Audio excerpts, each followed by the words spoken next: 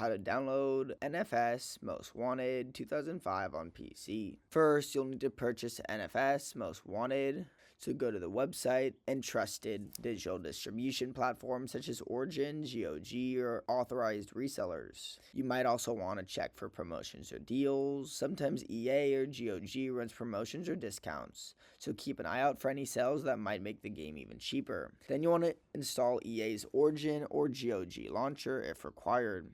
If you bought the game through EA's Origin or GOG, you'll need to install their respective launchers.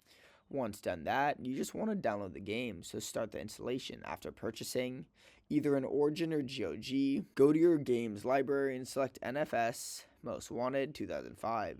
Click download and follow the instructions to install the game on your PC. Then you want to play the game. Once installed, you can easily launch NFS's Most Wanted from Origin or GOG. Then you can enjoy the game. If this helped you, subscribe. But for now, goodbye.